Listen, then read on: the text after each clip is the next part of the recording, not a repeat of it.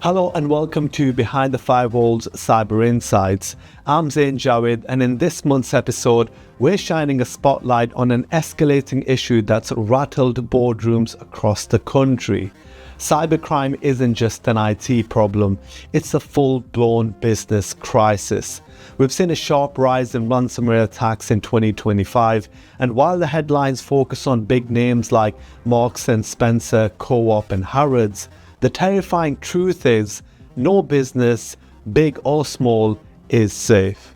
UK companies have lost £44 billion in revenue to cyber attacks over the past 5 years, with over half of businesses affected.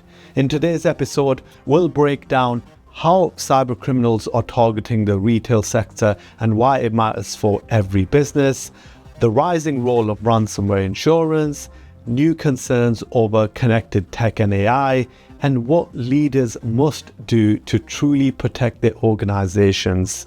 Let's get into it.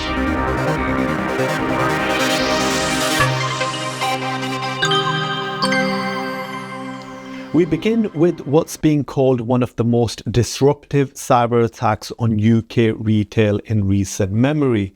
In late April, a hacking group known as Dragon Force claimed responsibility for crippling cyber attacks on M&S, Co-op and Harrods. Some experts say it might have even ties to the notorious Scattered Spider Gang, known for their teenage blackmailers.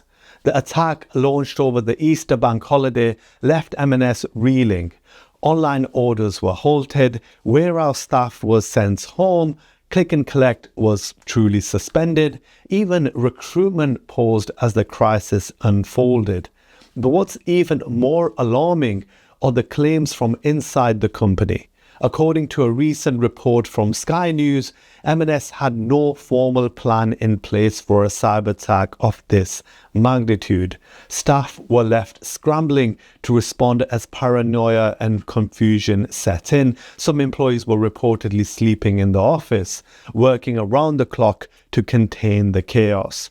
One insider described the situation as utter panic, saying that the attack exposed a serious lack of preparedness at even the highest level of the organization.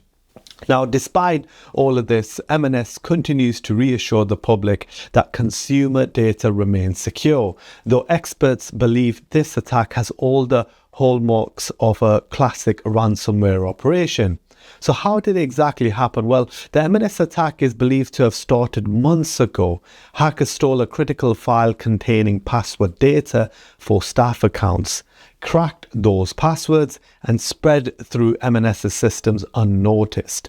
And on 24th of April, they launched ransomware to lock up key servers, hitting vital virtual machines that run the backbone of its operations. What's the financial damage? Well, M&S has lost over £700 million in market value, with share prices falling by more than 8%. And while M&S hasn't confirmed the nature of the breach, experts say it bears all the hallmarks of a classic ransomware attack. Now, if you don't know what that is, it's where systems are infiltrated, disabled, and only restored once a ransom is paid. The Co-op admitted that hackers accessed personal data of 6.2 million members, and while no financial details were stolen, the reputational damage is done. This isn't just about retail. These attacks highlight a universal risk.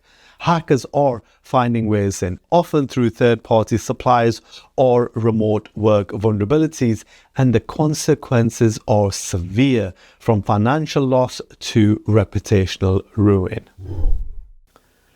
And it's not just retail bosses sounding the alarm.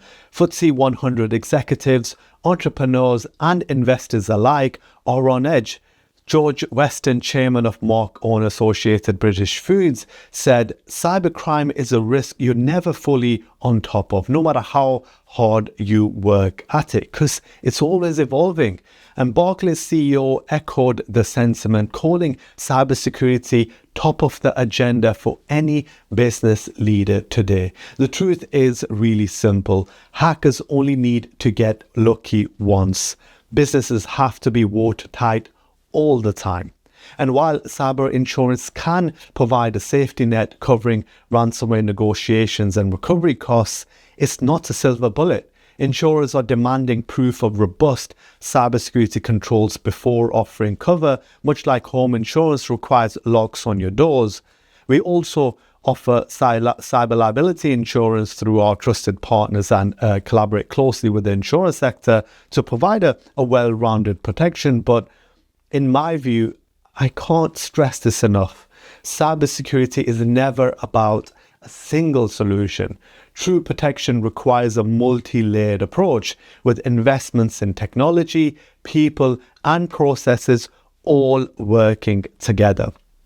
Even with the best defenses, no system is ever going to be 100% secure, which is why a defense in depth strategy is critical. And this means that even if an attacker breaches one layer of your security, there's another layer ready to stop them and another one after that. It's about creating multiple overlapping safeguards that drastically reduce the chances of a successful attack and give your business the resilience it needs to withstand evolving threats. Let's widen the lens for a moment and look at connected technology risks. UK defence giants like Lockheed Martin and Thales have warned employees not to connect personal devices to Chinese-made electric vehicles. Now, these cars are loaded with cameras, microphones, and internet connectivity, making them potential gold mines for data collection and espionage. Well, every device connected to your network or driven onto your premises can be a potential cyber risk. Businesses need to think about beyond just their own IT systems. And when it comes to the EV security concerns, it really just boils down to how much you value your privacy and data. It's easy to focus on certain manufacturers like those flagged due to links with specific countries, but we also need to ask tough questions about other brands and suppliers, whether they're based in Germany, the UK, the USA, or anywhere else in the world. How much trust do we place in the tech we use every day? Not just cars, but phones, apps, and smart devices. The bottom line is, do your research, understand how to configure your devices and vehicles to limit the information you share, carefully review the permissions that you're granting, and consider how much of your personal data you're willing to trade for convenience, personalized recommendations, and advanced features. Privacy is a choice, and it's one that needs to be made with eyes wide open. We also can't ignore the rising AI-driven disinformation threat. The National Cybersecurity Centre is raising red flags about AI-generated deepfake videos and disinformation campaigns, especially as the UK approaches its next general election. Foreign adversaries like Russia are expected to use AI to manipulate public opinion, threatening the integrity of democratic processes. Cybersecurity now stretches into information integrity. Businesses too should prepare for potential AI-driven reputational attacks. And what about the government's own cyber resilience? A recent National Audit Office report found serious gaps in government cyber resilience. Over 50% of cyber roles vacant in some departments, and 228 legacy IT systems are still running. Major cyber gaps in 58 critical systems. So if national institutions are struggling to keep up, businesses must take extra responsibility for their own security postures. At Citation Cyber, we help businesses build true cyber resilience through a comprehensive approach. Our expert consultancy supports the planning and implementation of robust instant response and business continuity strategies. Ensure you're prepared before a crisis hits. We keep your defenses sharp with regular penetration testing, vulnerability scanning, and intelligent monitoring to detect and respond to threats swiftly. To strengthen your human firewall, we offer awareness training via e-learning and phishing simulations, empowering your team to recognize and resist attacks. For leadership teams, we deliver tabletop exercises and board-level NCSC assured training, helping boards understand their cyber responsibilities and make informed decisions. So, what is the big picture? Well, these attacks on M&S, Co-op and Harrods are more than isolated incidents. They are a wake-up call for every business. From retail shelves to banking systems, cyber resilience is no longer optional, it's mission critical. The financial, reputational and operational damage is real and is definitely growing. Whether it's through stronger cyber governance at board level, investing in employee training, or demanding rigorous security from third-party vendors, now is the time for proactive, decisive action.